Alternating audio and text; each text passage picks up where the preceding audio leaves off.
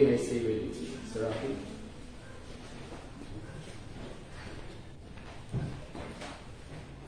Good morning. As you are still standing, please open the Bible in the book of Joshua. Yes, where's Joshua? Let's open this book. In the book of Joshua, chapter 24. Joshua, chapter 24. Genesis, Exodus, Leviticus, Numbers of the Old Testament. Chapter 24, verse 15. Okay. You found it? Let us all read with anger. Basahin natin na may kasamang galit ha. Let's read. And if it seem evil to you to serve the Lord, choose ye this day whom you will serve, whether the gods which the fathers served that were on the other side of the flood, or the gods of Amorites in whose land ye dwell. But as for me and my house, we will serve the Lord. Ulitin natin yun. But as for me and my house, we will serve the Lord. Our pastor talked to me last Sunday, and sabi sa akin, bigyan kita ng topic if pwede. Sabi ko sa kanya, sige, of course, pastor. Please teach the church about family on Sunday or this February. So our topic this full February, the month of February will be about family. Are you okay with that? Yes. Let's pray. Our gracious Heavenly Father, we thank you, Lord, for this morning. Please help us, teach us, forgive us. Forgive us, Lord, for the sins that we have done. We thank you, Lord, for everything. For giving us life, for the strength, for the good health. We thank you, Lord, for all the blessings that you have given us and for sustaining us. Bless your word, Lord, and this Holy Spirit is us. Use your servant in Jesus Christ's name. Amen. Be seated, please. So, pamilya. Yan. What is family?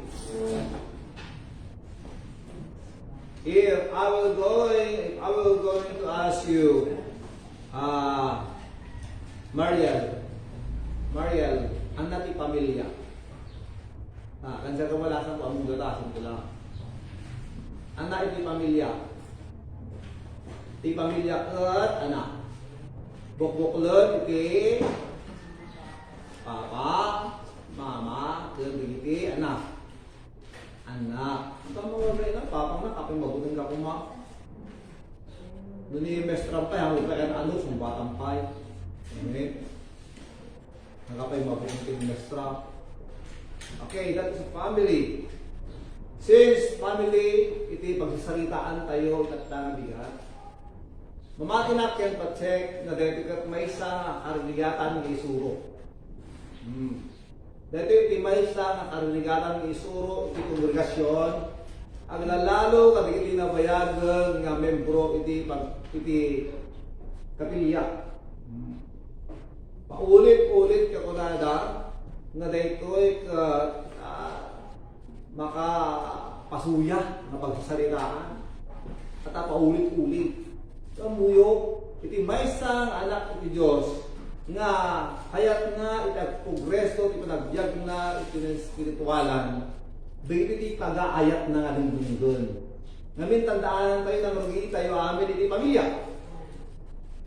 Amen and amen. Amen? Nagdapo tayo iti pamilya. Nga iti pamilya, iso pinarugyanan tayo. Ito yung pamilya, iso iti tignan tayo, iti gusto nga panag-alaga, panagayat, ken panagtitindulos, pinagtitinulong, panag-aapa, pinagpuproblema, pinaglinnanog, pinagliliri, pinag-aapal, ken nga duma-duma. Gusto?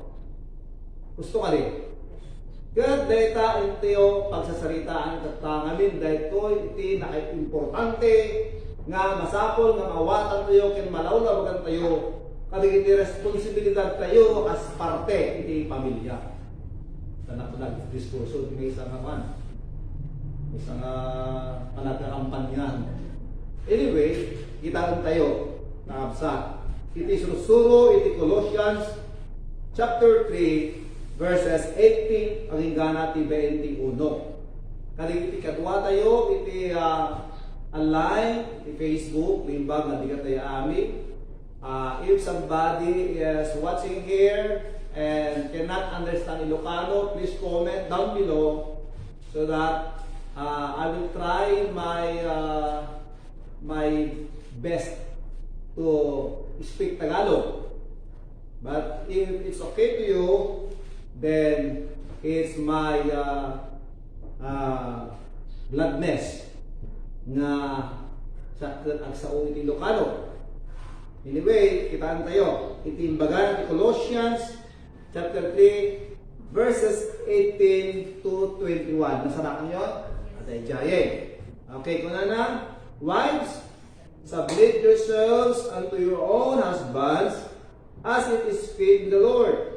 Husbands, love your wives and be not bitter against them. Nagbibitter pa ako sa'yo? Ha? Sabi mo lang baka hindi lang bitter, baka sour pa. Okay, husbands, love your wives and be not bitter against them. Belated happy birthday, Manumili. Children, obey your parents in all things. Okay, ulitin tayo, kabasahan ni Jai, da kayo nga anak, dunggan nyo. If you are a child, a member of a family, whether you are underage, under what we call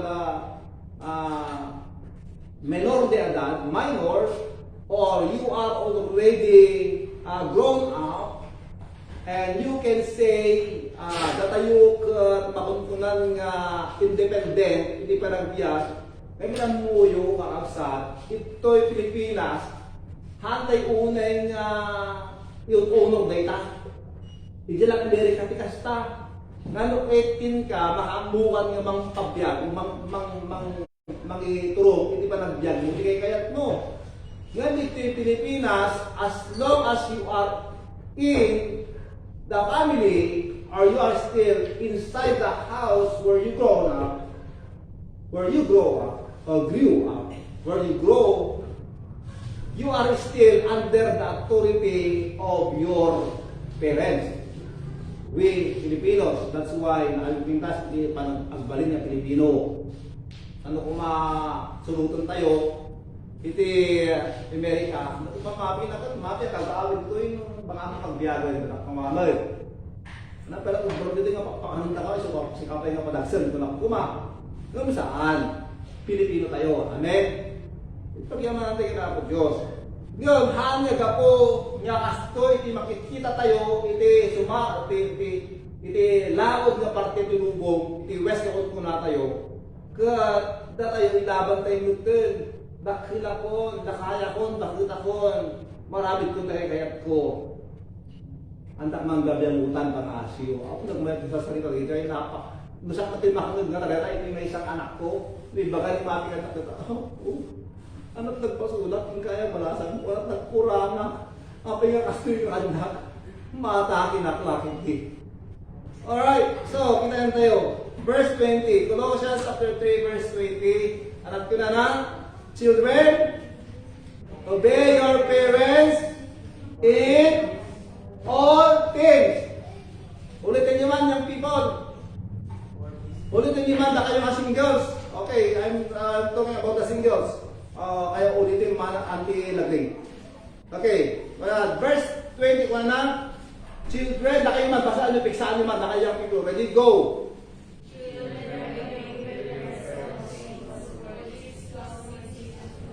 Wala na anak ko, agtulog kayo, kaya tinaganak yun, iti amin yaman ba na? Ngayon, dahil ito'y kat makay-ayo, kini ako Diyos. Alright. So, no, ano yung ba't manag po na dala ko na kini example ni Manong Magno, yung baga na kininir na, ikaw magdumatang ti Jim. At tundok kung saan, para po na kayo. In all things. At tundok ni Mirna. Ngayon, at dati ni Mirna, DJ right nga makisarita nga nasaya at kini Manong Magno. Papang, hangko kayat tiag sa lungasin uno ag sukin ka. Dilang mabalit at dilang gatang soft drinks ta ag sango ta. Di ba? Nakapil ka, kasi tadi bagang nagtunog ka pa eh. Natulungan pa iso na. Kanhang ka pa nga, makonsensya. So kajay. So in all things, we always have the right to appeal. But when we appeal to our authorities, it must be with a humble spirit. Amen ba? Amen? So maliwanag. Maliwanag yun. Una to, children, obey your parents in all things, for this is well-pleasing unto the Lord. Verse 21. Basahan tayo. Ano po na verse 21? Fathers, provoke not your children to anger, lest they be discouraged. Okay. Yan tayo. This morning's lesson, I'll be honest with you. Okay? This is not easy to teach. Hindi madaling ituro ito, mga kababayan ko. Ang alis to. Ngayon, we have different background when it comes to the family where we are raised from. Tama o mali? Tama. Kaya may hirap ito. Pero, ang maganda rito, ang tinapintas nito na padaktil ka, kasi pamilya ang bawas. Hilda, naman taas ako pinataktil. Sorry. Okay, napadaktil ka, kasi pamilya, madilim, Asunsyon, Macari. Napadaktil ka kasi ng mga pamilya, Sister Cerilla. Napadaktil kayo, duma-duma nga pamilya, lalo napadaktil ka, hindi pamilya nga si Bayan nga Joker. Di ba? Kanya-kanya, napadaktil ka, hindi pamilya nga nagulo. You came from a broken family. You came from a second family. Or anything else. We have different backgrounds when it comes to family. Right or wrong? But, ang maganda nito, tinapintas nito adat ipagkaykaysaan tayo. Adat sasaw ni Apo Diyos na sulutan tayo. Amen. Dito iti mamagkaysa ka na tayo. Ken mangitunda ka na tayo. Mamaramit tayo itinasayat sa mga ni Apo. Kasta dumago mga pamilya itinakdak nilang tayo. Gamadat surutan tayo. Isot pagalagadan. Isuro ni Apo Diyos tapno kasta mapasayaan ipilagyan kayo. Nga kas umuno na anak na tayo ni Apo. Kas adda kaya pamilya ka nakadaklam itat pakipakitaan iti kinasayat ni Apo ang pagtrabaho ken ka ken kanya. Adala sa dena. Yeme? Nakaling pintas na leksyon. Ngayon po nakata kayo dahil may isa kaluligatan honestly nga isuro. Because we all live here every day in the family. And we all succeed and fail here every day. It is the area of the family. Hindi pamilya. Hindi umuna naglabsingam at sukiram, nagdaklam, nakiapaam. Amen? Hindi pamilya. So kita tal, anya iti kayat ko, uno anya iti napintas, nga isusuro natin tuwing passages. Okay, what is the key truth that we need to understand and learn from these passages? Okay? Paul wrote Colossians chapter 3, verses 18 to 21 to teach the Colossian Christians to be Christ-centered families. So, ibig sabihin nito, that Christ should be the main or favorite subject in the family. Amen. Mawatan tayo. Okay.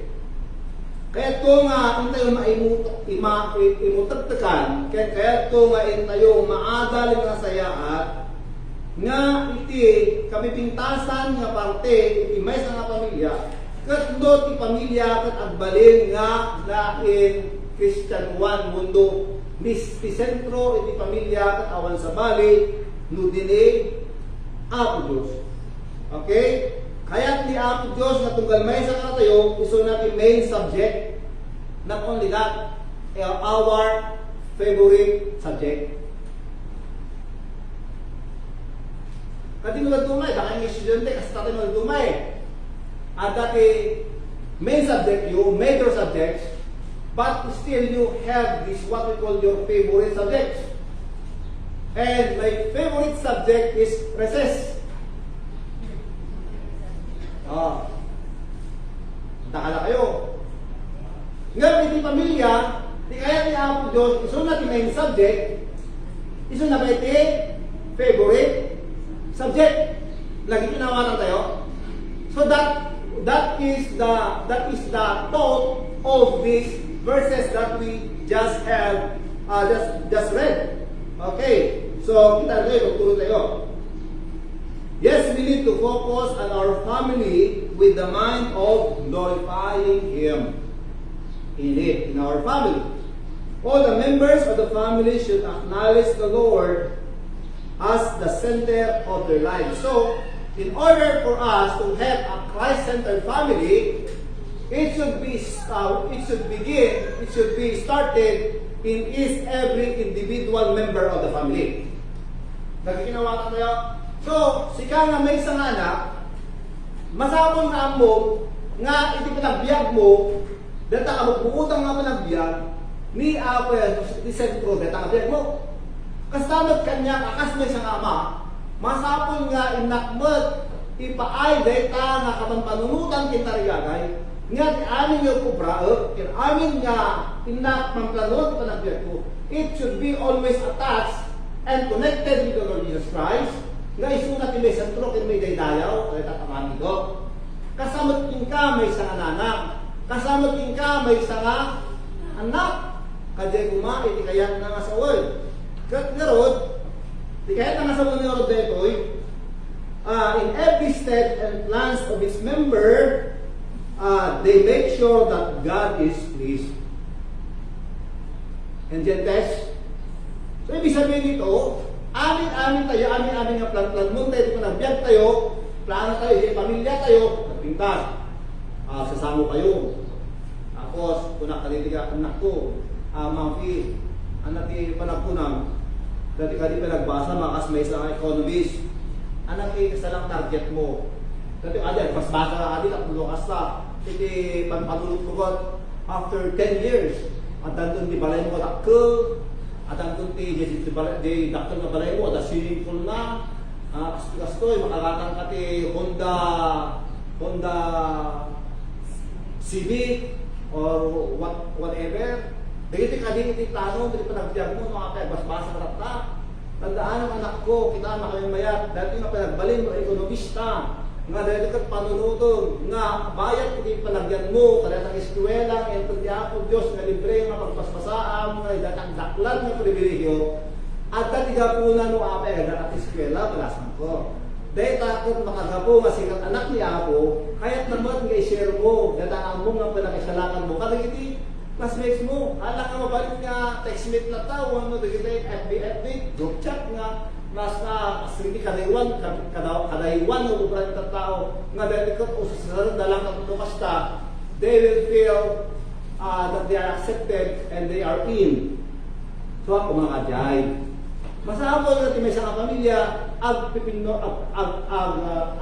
bibinalakad kayo, brother Junson, bibinalakad kayo, nagtitinulong kayo, nga dagita nga in kayo obraan, may isang amin kinaapo, gusto kayo sulat imilay dalaw.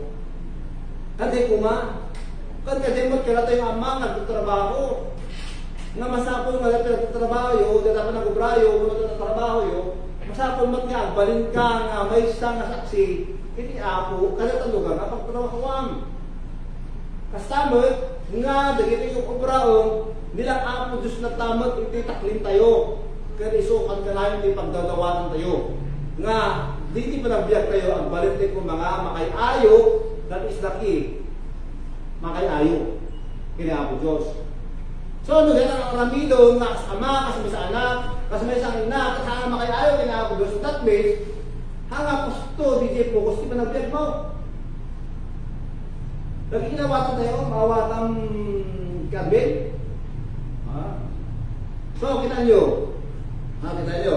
Now, it is clear and understood in the verses above what should every member of the family doing. Okay, so palawigin pa natin. Ilaw-law tayo pa, dati pagsasalitaan tayo. Okay? Anak, hindi ba ni Apo gusto yung pangit pa ito? Okay? Bakit kailangan natin i-apply o sundin ito? Normal lang ba? Normal lang ka din ibaga, ibigay sa Sunday school teacher, kada tayo madudungag at masapon na i-apply tayo, digiti mag-agal tayo? Normal lang kaya? So ay nakasawan, mas may kanakturad niya mag-iba na kayo. And most and foremost, kasbay sa nga teacher, mas tatakil kinakas nga to the expectation niyo kanya.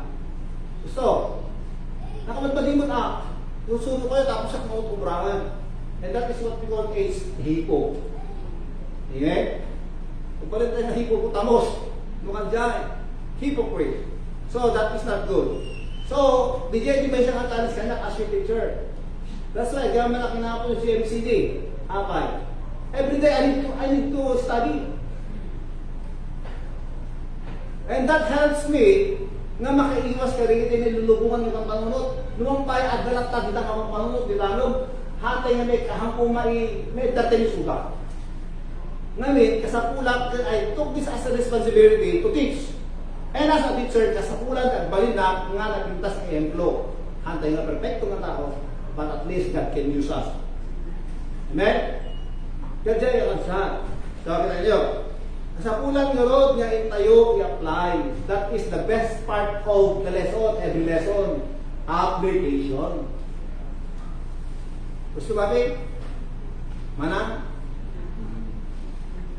Kita nyo. Tinatan. Sige. Lalawagan tayo pa. Bakit kailangan natin i-apply o sundin ito? Okay, number 1. Para maging kaaya-aya ang ating pamilya sa Diyos. So that our family will be pleasing in His sight. In God's sight. Okay? Number 2. Upang mayroonhati ang pangalan ng ating Diyos. So that the name of God will be magnified.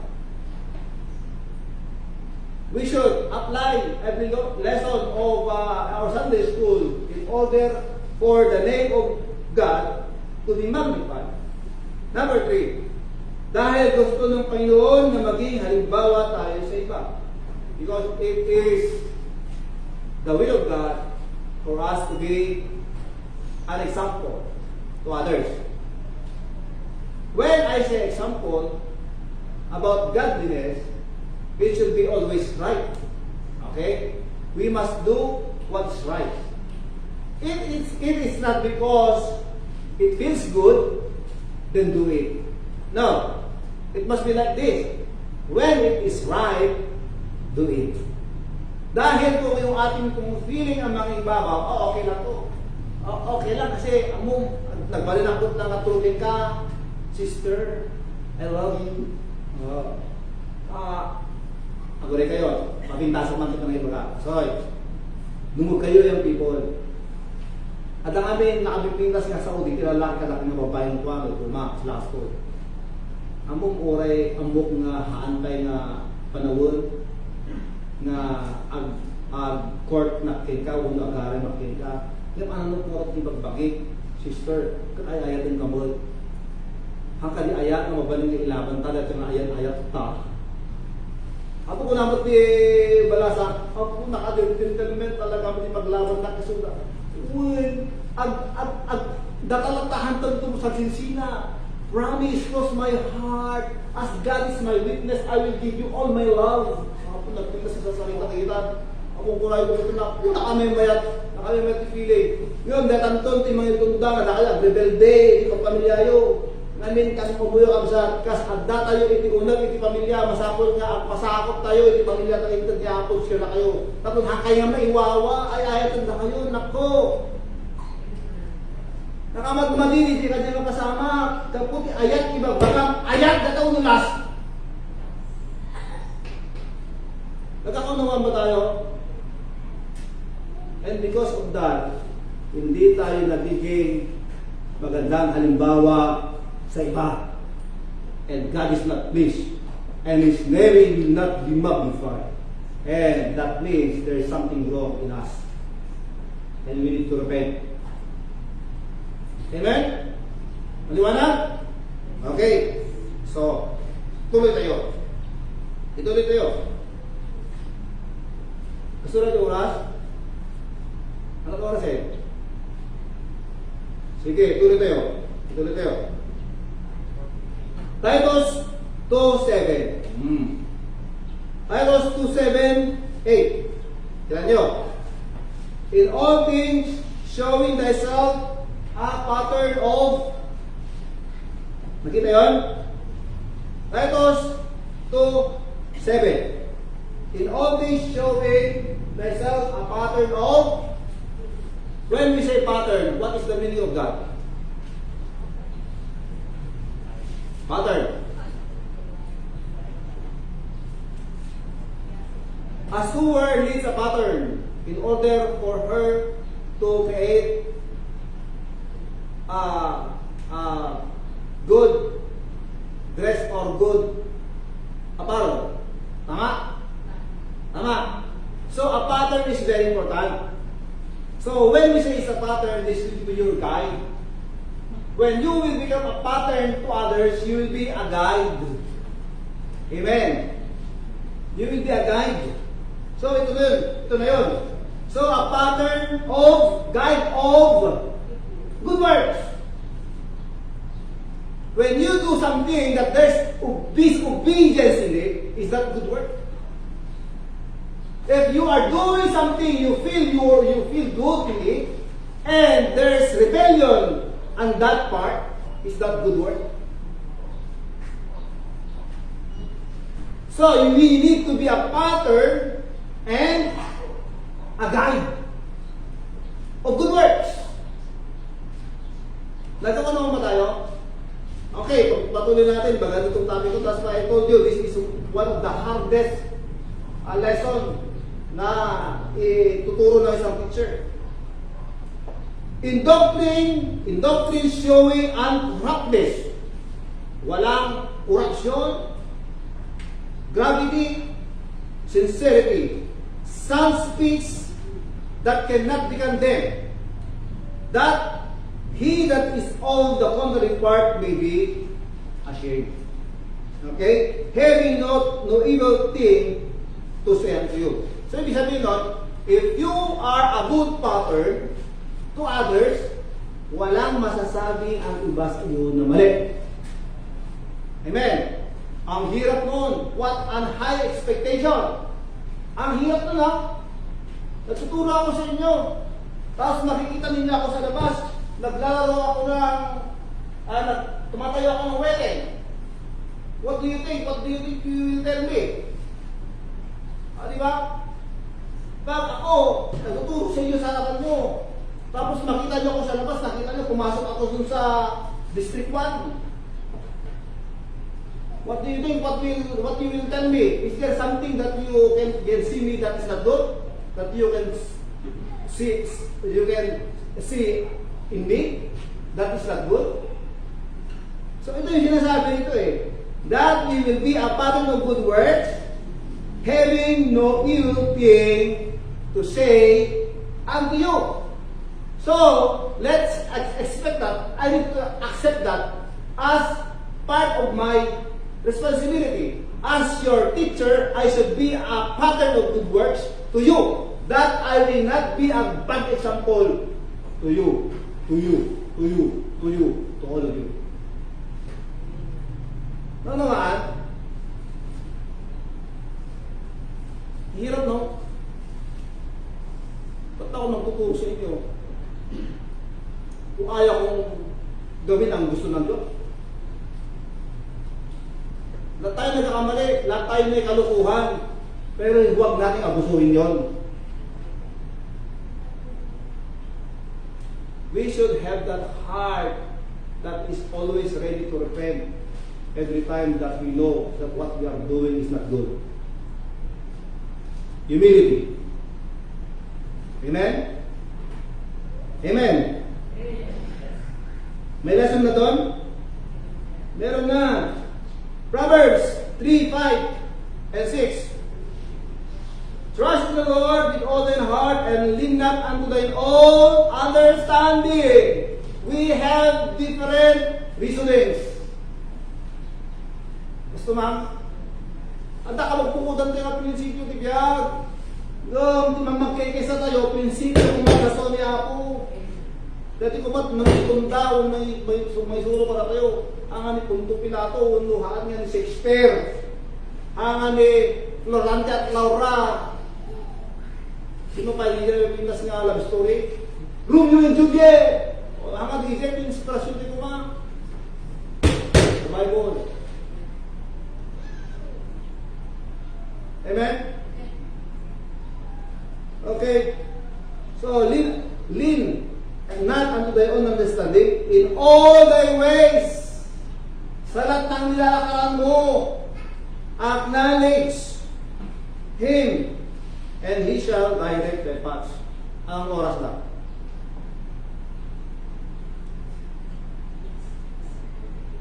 Anak? 9:48. Adapay ito. Bilis. Sige, may 5. Sige, adapay. Okay. Ito na. Let's go to the main point. Are you enjoying?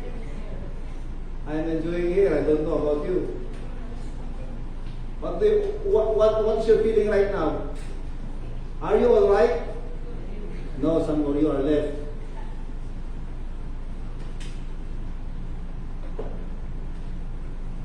Number one ulit. Tubus-tubusin na natin ito para matauhan ang bawat isa sa atin. Christ-centered wives are submissive. Tama? Huwag mo sagutin si Strilla. So, Christ-centered wives are submissive. Kalooban ng Diyos na ang bawat asawang babae ay nagpapasakop sa kanilang asawang lalaki. Amen. Amen. Okay? At kinalamin siya na ulo o leader ng pamilya. So, sabi ng babae, ikaw ang ulo pero ako ang leeg. Ikaw ang ulo pero ako ang leeg. Ako magkukontrol sa ulo mo. Hindi naman ganun. The father or the husband should be the head of the family and the wife should submit to the husband. Okay? Sa lahat ng desisyon sa pamilya ay sinasangguni sa kanya. Okay? Dapat sinasangguni sa asawang lalaki. Kaya ang pamilya, di ba? Okay, number 2. Christ-centered husbands are loving and tender. Ang kagas-asawan, no kapkabilin doon lang kaasawang. Gusto lang? Ang kagas-asawan, no dalang bukod pang panunudong. Ngayon nag-asawa ka, tapos piling mo, single ka ta. Nurunwar ka, single ka, kung nag-asawa ka, ay ito no, agawid ka, married ka, ang dapat ka. Gusto nga na kayo mga yung people, hindi pa nag-asawa, hangan nalaka. Ay, hindi pa nag-asawa, nalaka. Nalakat pa nag-asawa. Yung, hangan adyay, hindi kalakanan, din na kayo.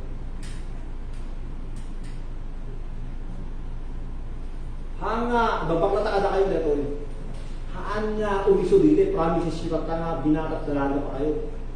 promise nyo nga, for better or for worse, hanggang nagkasalita kayo, for better or for worse, will death do us part, wala sino mang makapigil sa relasyon natin. Kung kahit sino, kahit magulang ko, they cannot break our relationship. I will fight for you. O, parang ganon. Pero pag nagkasama na kayo, wala na yung maniwala kayo sa akin. Magsisisi kayo sa uli. Tapos sabihin nyo, ay nagkamali na ako ng pangasawa. Uli lang lahat. That's why authorities are there for you. To help you in all your decisions in life. Pilipino tayo, hindi tayo Amerikano ha. We are not Americans. We are Filipinos. And thank God, I am a Filipino. So, and so are you. Okay.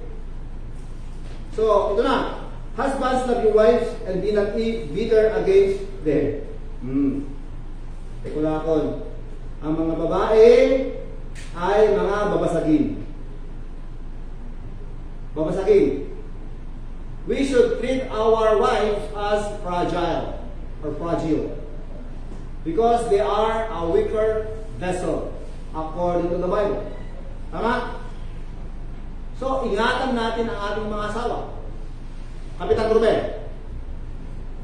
Amen? Nagkakape. Nandiyan ba? So, ingatan natin ang ating mga asawa. Okay. Alam na natin yan. Number 3. Christ-centered children are obedient. Amen, children? Amen, children? Christ-centered children are obedient. Christ, a child who has a rebellious heart is not good. Okay? Children, obey your parents in all things, for this will pleasing unto the Lord. Pleasing unto the Lord.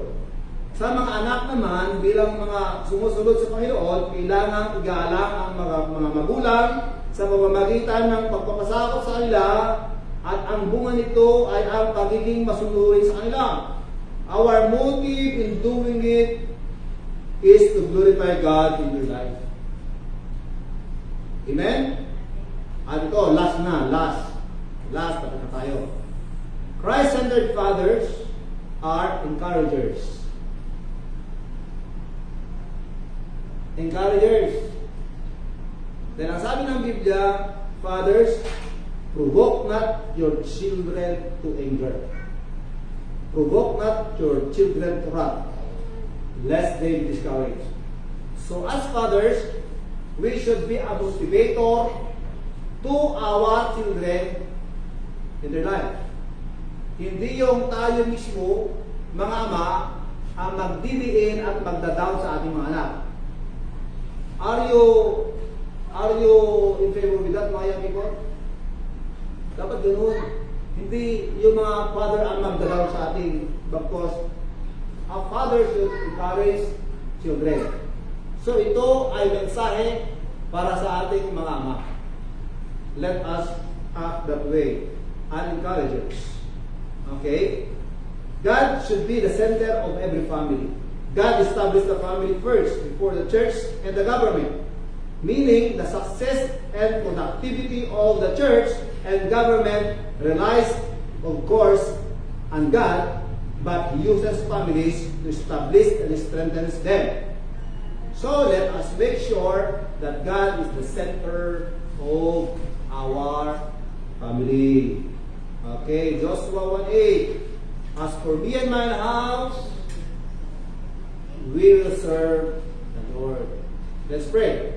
Our gracious Heavenly Father, we thank you, Lord, for your God. We thank you, Lord, for the lesson. Lord, thank you for this time. Ipahin mo kating wak po Diyos, nagiging kami na adal, kating kami apply. Hindi pa lang biyagli. Tapos mo kasta, sigakat nila balik kami ng nasaya at napagwadan, a pattern or guide in every good work. We thank you very much, Lord. Again, please forgive me. Please forgive us for the sins that we have done. We thank you very much, Lord. Please guide us and protect us as we worship you. Just give wisdom to our pastor as you go to feed us with your word. We thank you very much, Lord. We ask all these things in Jesus Christ's name, and everybody say, Amen. Good morning, and God bless us all.